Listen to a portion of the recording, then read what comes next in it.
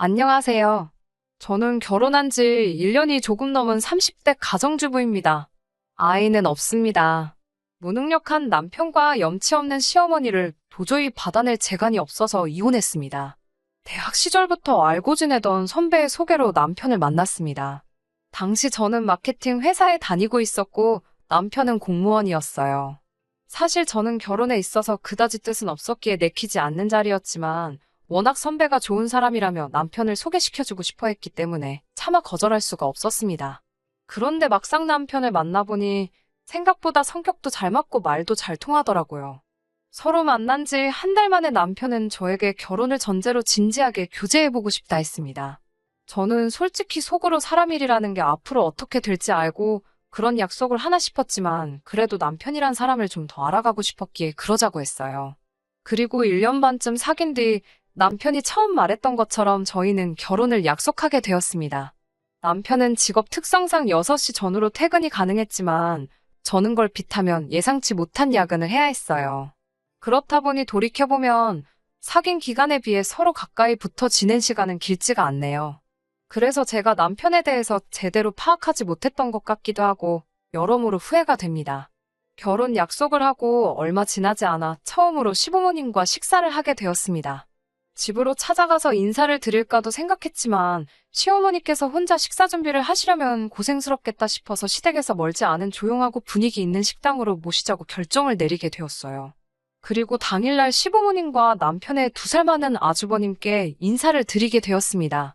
아주버님은 이른 나이에 결혼을 했었지만 3년여 만에 이혼을 했답니다. 아주버님의 아들은 시어머니께서 키워주고 계셨고요. 이혼하신 형님은 현재 공부한다고 외국으로 나갔다는 이야기만 들었습니다. 형님이 공부를 하게 된 걸 시어머니께서 싫어하신 거냐고 물어보니 시집온 여자가 목돈 쓰는 걸 마음에 들어하지 않으셨답니다. 식사를 하는 동안 별다른 특별한 이야기는 하지 않았습니다. 다만 몇 가지 생각지 못한 질문을 하셨는데요. 그중 하나는 제가 앞으로 대학원에 가거나 유학을 갈 생각이 있는지였습니다. 이미 형님에 대해서 들은 바가 있었기 때문에 없다고 대답할까 생각도 했지만 당시 저도 언젠가 기회가 되면 가고 싶다는 마음이 있긴 했기 때문에 잘 모르겠다고 말씀드렸지요. 아니나 다를까 시어머니의 표정이 밝지는 않으셨지만 아직 결혼한 사이도 아닌데 벌써부터 거짓말까지 해가며 기분을 맞춰드리는 것도 아니다 싶었기에 어떤 설명을 덧붙이거나 하지는 않았습니다. 그리고 이후에는 저희 가족에 대해서 몇 가지 물어보셨는데요. 한마디로 저희 부모님의 재산 상태나 제 형제들의 배경이 궁금하신 것 같았습니다. 친정 부모님께서는 2분 다 교사로 지내시다 얼마 전 은퇴를 하셨고 지금은 연금과 2분이 모아두신 적금으로 생활하고 계시거든요. 하지만 그런 걸 제가 다 말씀드리기는 그래서 그냥 2분은 은퇴를 하셨고 노후 준비도 다 되어 있으시다고 적당히 둥글게 말씀드렸습니다. 그리고 제게는 남동생이 하나 있는데 남동생은 얼마 전 자기 사업을 해보고 싶다며 다니던 회사를 그만둔 상태였기에 사실 그대로 말씀드렸습니다. 그러자 시어머니께서는 마치 기다렸다는 듯이 일장연설을 하시더라고요. 요즘 젊은 사람들은 끈기가 없다. 어떻게든 한탕 해보려는 생각뿐이다와 같은 말들이요. 솔직히 제 남동생 이야기를 하다 이런 말씀을 하시니 점점 기분도 상하고 자리가 불편해지더군요. 도대체 무슨 말씀이 하고 싶으신 건지 의도를 파악할 수 없던 그때 본론을 꺼내셨습니다. 당신 아들 이야기를 하고 싶으신 거였어요. 당신 아들은 시간이 걸렸지만 저렇게 꾸준하고 안정적인 공무원이라는 직업을 갖게 되었다고요. 그냥 처음부터 당신 아들이 공무원이라 이런 점이 좋다고 말씀하시면 되지. 왜 엄한 사람을 깔아내리는지 이해가 되지 않았습니다. 잠시 어머님은 화장실로 아주버님은 전화통화로 자리를 비우셨을 때 제가 남편에게 왜 저런 식으로 말씀하시냐 물으니 저 나이 때 어른들이 다 똑같지 않냐고 자존심이 세고 나이도 많아서 그런 거라며 저더러 그냥 이해하고 넘어가 달랍니다.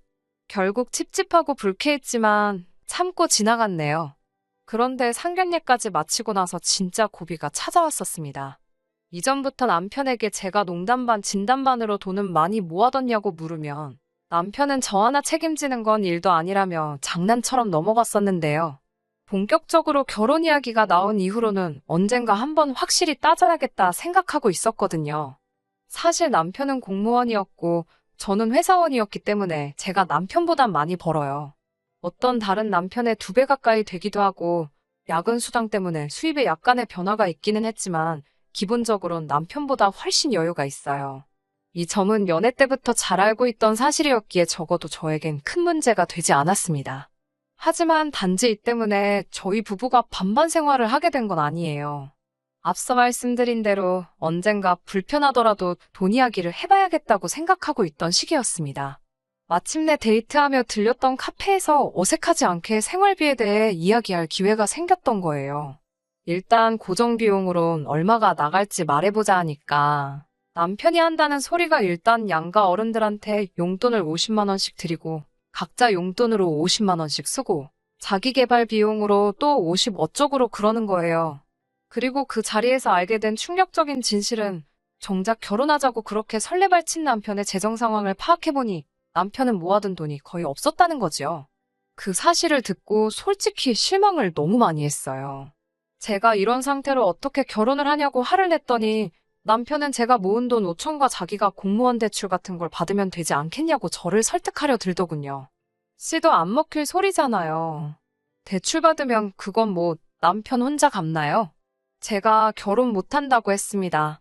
그러자 사람들 다 있는 카페 안에서 남편이 난리가 났습니다. 자기는 저랑 결혼 못하면 죽는다며 자기 죽는 꼴 보고 싶냐고 생난리를 치더라고요. 걱정이 되긴 했지만 이러다 지치면 그만하겠지 싶어서 남편 혼자 카페에 두고 나와버렸습니다. 단지 남편이 돈이 없어서 화가 난 게 아니라 돈도 없는데 계획도 없고 생각도 너무 단순한 게 실망스러웠거든요. 그리고는 계속해서 남편은 자기가 죽어버렸으면 좋겠냐며 협박을 하질 않나, 제발 한 번만 기회를 달라며 사정을 하질 않나 혼자 난리부르스를 치더라고요. 그러던지 말던지 내버려뒀습니다. 남편이 어떤 해결책을 가져오길 바랬어요. 그렇게 한 2주 정도 지났을 무렵 남편에게서 사진 하나가 도착했어요. 제가 원하는 대로 해주려고 했는데 잘 안 됐다며 병원에 누워있는 사진이었습니다. 지금 생각해보면 생쇼지만 그때는 그래도 제가 남편을 사랑하는 마음이 있었는지 심장이 저 바닥까지 쿵 하고 떨어지는 것 같았어요. 그리고 곧 이어 시어머니께서 집을 해줄 테니 당신 아들과 결혼하랍니다. 사람부터 살리고 봐야 되지 않겠냐고요. 그렇게 시어머니가 구해주신 오피스텔에서 신혼살림을 시작하게 되었습니다. 이게 작다는 건 절대 아니고 감사했어요. 친정어머니께서 혼수를 해주시겠다 하셨지만 오피스텔이다 보니 기본적으로 필요한 건 다 갖춰진 상황이었어요. 예단의 경우 시어머니께서 모 브랜드에 500만 원도 넘는 가방과 단양짜리 목걸이를 요구하셨지만 친정어머니께서 당장 사위 될 사람이 모아놓은 돈도 없는데 그걸 굳이 받으셔야겠냐며 정중히 거부 의사를 밝히셨고 어머님도 더는 고집을 부리시지 못하셨어요. 하지만 결혼식을 올리고 혼인신고까지 마치고 나서야 저는 또 충격적인 사실을 알게 되었습니다. 남편 명의로 사주셨다는 집은 전세더라고요. 이게 어떻게 된 상황이냐고 어머님께 물으니 이러나 저러나 제 돈도 아닌데 제가 무슨 상관이냐고 오히려 저를 남의 돈이나 탐하는 파렴치한 인간을 몰아가셨습니다. 너무 속상하고 왠지 모르게 억울하더라고요. 이렇게 저도 뒤통수를 한 번 맞아보니 남편하고 공동으로 돈 관리를 하기가 정말로 싫어졌습니다. 가뜩이나 남편이 경제관념이 없어서 결혼 안 하려던 거였는데 어머님의 뻔뻔한 태도까지 보니까 적어도 돈 문제로 얽혀선 안 되겠다는 확신이 생겼거든요. 결국 제가 먼저 남편에게 생활비는 서로 공동자금을 만들어 쓰고 나머지는 터치하지 말자고 했습니다. 남편은 서운한 기색을 감추지 못하더라고요. 아마 저랑 결혼하면 이전보다 훨씬 여유 있는 생활을 할 수 있을 거라 기대했던 것 같아요. 하지만 저를 딱히 설득할 재주도 없었던 남편은 제 의견에 따르기로 했습니다. 그렇게 저희는 각자 매월 초 각자 월급에서 100만 원씩 꺼내놓고 필요하면 그때그때 얼마씩 더하는 쪽으로 살림을 꾸렸습니다. 하지만 부부 사이에 칼같이 계산한다는 게 사실 말처럼 쉬운 일은 아니잖아요. 그럴 때는 솔직히 제가 좀 더 쓰기도 했습니다. 남편한테 쓰는 돈인데 아까워서 밤에 잠 못 이루고 그럴 건 아니었으니까요. 하지만 저희가 이렇게 산 지 한 반년쯤 되었을 때입니다. 주말 일요일 아침이었는데 누가 미친 듯이 초인종을 누르더라고요. 모처럼 늦잠 좀 자려는데 정말 짜증이 나더군요. 인터폰을 확인하니 시어머니가 문 앞에 서 계셨습니다. 너무 놀라 남편에게 어서 가서 문을 열라고 했고 곧 이어 시어머니 목소리가 온 집안에 쩌렁쩌렁 울렸습니다. 다짜고짜 저에게 너는 생각이 있냐면서 화를 내시더군요. 무슨 일 때문에 그러시냐고 묻는데 옆에서 남편 얼굴이 울그락불그락거리고 있었어요. 어머님이 저에게 저희 집 경제력을 네가 쥐고 흔드냐며 물어보시더군요. 그게 무슨 말씀이시냐고 저희는 각자 벌어 각자 관리한다고 말씀드렸습니다. 그게 사실이니 숨기거나 없는 사실을 덧붙일 이유가 없잖아요. 그러자 시어머니가 저더러 아직도 뭐가 잘못된 건지도 모르고 당당하답니다. 정말 영문도 모르고 욕을 먹으니 짜증이 나더라고요. 무슨 일로 이러시는 거냐고 재차 여쭤보니 어떻게 당신이 집까지 해줬는데 경제권을 남편에게 주지 않았냐 그러시더군요. 황당해서 집 해주실 때 그런 말씀은 없으시지 않으셨냐고 물었습니다. 그리고 정확히 말하면 이 집은 저희 명의로 해주신 집도 아니고 저한테 해주신 건 아니라고 꼭 집어 말씀드렸어요. 당연히 제가 이렇게 말하면 어머님이 기분 상해하실 것도 알고 있었지만 두리뭉실하게 말씀드렸다간 저만 천하의 못된 인간이 될 것 같더라고요. 어머님께선 잠시 할 말을 잃으신 듯 저를 가만히 노려보시더니 그래서 너는 시어머니 용돈도 못 주냐고 물어보십니다. 그건 또 무슨 소리인가 싶었어요. 각자 부모님 용돈은 알아서 챙기는 걸로 진작에 말이 된 상태였거든요. 대신 얼마를 어떻게 얼마나 자주 드리던 그런 것들은 서로 터치하지 않기로 했고요. 그런데 상황을 보아하니 남편이 두어 달 전부터 어머님께 제가 돈을 안 줘서 돈이 없다며 안 드리고 있었답니다. 남편은 시어머니 뒤쪽에 서서 저를 바라보며 이상한 사인을 보내고 있었어요. 손가락으로 이를 만들고 짜증나게 윙크를 해대는데 말 그대로 한 번만 도와달라는 소리였지요. 하지만 시어머니가 이렇게 세게 나오시는데 제가 대신해서 욕받이 할 이유가 없잖아요. 저는 어머님께 저희는 각자 경제권을 가지고 있고 부모님 용돈도 각자 챙기기로 했다고 알려드렸습니다. 참고로 남편도 저희 부모님께 한 번도 용돈 드린 적 없지만 어머님이 혹시 돈이 필요하신 거면 제가 일단 드리겠다고요. 그러자 이번엔 제가 시어머니를 거지 취급했다면서 난리가 났습니다. 저더러 눈치도 센스도 없다며 여우 같은 마누라랑은 살아도 공 같은 마누라랑은 못 산다는 소리도 못 들어봤냐고 그럽니다. 도대체 뭘 어쩌라는 건지 싶었어요. TV 속 며느리들처럼 호호웃으며 흰 봉투에 용돈을 넣어드리면 시어머니가 적당히 거절하는 흉내를 한두 번 내다 어쩔 수 없이 받아주는 그런 그림을 그리셨나 싶기도 하더라고요. 결국 남편이 어머님을 강제로 모시고 밖으로 나가면서 상황이 일단락되었습니다. 저도 저대로 화가 많이 났고요. 도대체 남편이 돈을 어디다 쓰고 있는지 모르겠더라고요. 비록 각자 관리하고 있지만 저는 이렇게 모은 돈이 당연히 우리의 공동자금이기도 하다고 생각했어요. 언제까지나 이렇게 오피스텔에만 살 수 있는 것도 아니고 이사를 가려면 당연히 목돈이 필요하잖아요. 그런데 남편은 뭐가 됐건 뭐는 족족이 돈을 다 썼다 생각하니 허탈하고 배신감까지 들었습니다. 진심으로 결혼을 잘못한 거 아닌가라는 걱정과 후회가 되었지만 차마 어디다 털어놓을 수도 없었어요. 부끄럽고 창피하고 낯뜨거운 이야기니까요. 그러다 제가 결정적으로 남편과 이혼을 결심하게 된 계기가 있습니다. 시어머니가 그렇게 난리를 치고 떠나신 이후로 남편과 제 사이는 이미 조금씩 틀어지고 있었어요. 남편이 미안하다, 자기가 생각이 짧았다며 사과를 여러 차례 해왔지만 이런 남자를 믿고 평생을 살아야 한다고 생각하니 자신도 없고 암담한 마음이었거든요. 그렇게 몇 달이 지나가고 저희는 필요한 대화만 나누는 사이가 되었어요. 처음에는 이 모든 상황이 답답하고 짜증이 났지만 나중엔 그것도 무뎌지더라고요. 그런 와중에 저희 친정 어머니의 생신이 돌아왔습니다. 아주 오래전부터 한갑대 여행을 가고 싶다며 특정 나라를 언급해 오셨기에 저와 남동생 그리고 친정아버지 셋이서 돈을 모아오고 있었는데 그 금액이 1,000만 원 정도로 커져 있었습니다. 금액을 정해서 모은 건 아니고 그달 여유 있는 사람이 조금 더 넣고 그런 식이었어요. 저는 회사에 휴가를 냈고 남편에게 저희 어머니 생신이라고 알렸습니다. 여행을 갈까 하는데 같이 가겠냐고도 물었어요. 어찌됐건 남편이고 사위이니까요. 그런데 남편은 장모님 생신이라는데도 자긴 그날 약속이 있다며 저만 다녀오랍니다. 그리고 당일날 아침에 제가 출발하려니까 잘 갔다 오란 말 한마디도 없고 돈 10만 원도 없더라고요. 솔직히 돈 10만 원이야 없어도 그만이지만 장모님 생신이라는데 어떻게 저렇게 인색한가 싶었어요. 저는 남편이랑 냉전 중이었어도 시어머니 생신 때 50만 원 따로 보내드리고 시부모님 모시고 외식도 했었는데 씁쓸하더군요. 하지만 제가 돈 10만 원 때문에 이혼을 결심한 건 아닙니다. 며칠 뒤 회사에서 일하고 있는데 시어머니께 연락이 왔어요. 당장 전화하라는 짧은 문자였습니다. 좀처럼 짬이 나지 않아서 점심시간이 돼서야 전화를 드릴 수 있었는데요.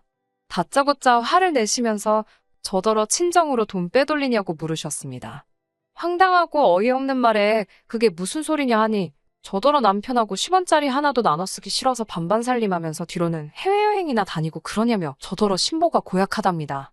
자기 아들은 돈이 없어서 기가 죽어다녀 안쓰러워 죽겠는데 며느리는 돈 벌어서 친정에 퍼나르기 바쁘다며 자기는 며느리 복도 지질이 없답니다. 첫째도 그렇게 지밖에 모르더니 저도 똑같다고요. 그러면서 친정에 갖다 바친 만큼 당신한테도 가져오랍니다. 그러면 이번 한 번만 봐준다면서요. 기가 차더라고요. 남편에게 곧바로 전화를 걸어 이게 다 무슨 이야기냐고 하니까 자기가 없는 말 한 것도 아닌데 왜 그러냐고 오히려 적반하장으로 나오더군요. 저더러 어머님 생신 때는 돈 몇 푼으로 때우더니 정말 너무하답니다. 시부모도 부모라는데 그렇게 대놓고 차별하는 게 아니래요. 저도 그때는 악에 받쳐서 너는 우리 엄마 생신데 뭐 한 거 있냐고 따졌습니다. 그러자 저더러 한다는 소리가 자기가 돈 많이 못 버는 거 알면서 남의 상처를 후벼 판다는 거예요. 자기가 있으면 안 해줬겠냐고요. 못 해주는 사람 마음은 생각지도 않고 정말 너무하답니다. 억지도 이런 억지가 없잖아요. 한 번 더 생각해보고 말고 할 것도 없이 저는 남편에게 그만하자고 했습니다. 이렇게 살 바엔 이혼하고 각자 도생하는 게 낫겠다고요.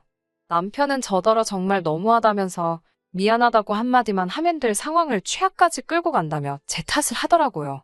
이쯤에서 그만하고 시어머니가 일전에 예단으로 받고 싶어 하시던 그 명품백 하나 사오면 된답니다.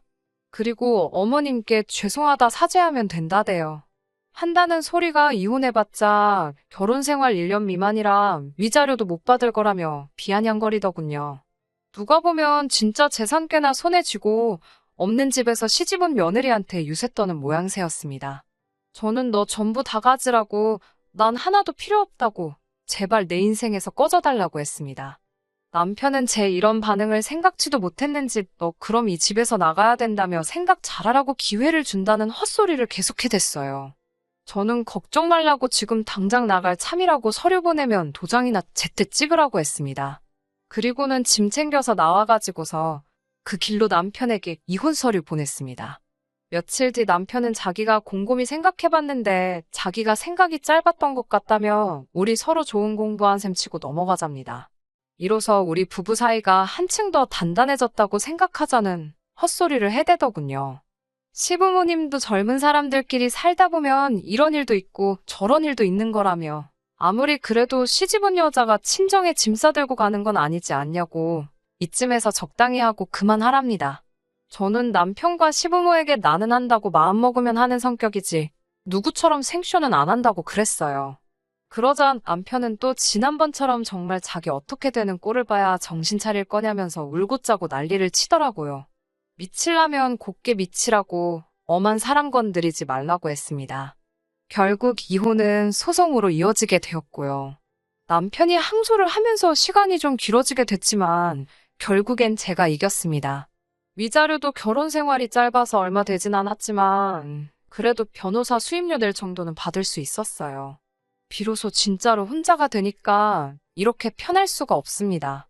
사실 남편하고 한 집에 있으면서 눈에 멀쩡히 보이는 사람을 안 보이는 척 무시하는 게 쉬운 일은 아니었거든요. 남편도 그랬을 거예요.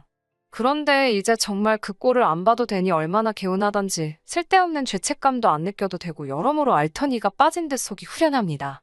당분간은 쓸데없는 곳에 힘쏟지 않고 제 행복, 제 인생만 바라보며 지내려고요. 끝까지 들어주셔서 감사합니다. 오늘의 사연은 여기까지입니다. 구독과 좋아요, 알람 설정 부탁드리고 더 좋은 사연으로 다시 찾아뵙겠습니다. 감사합니다.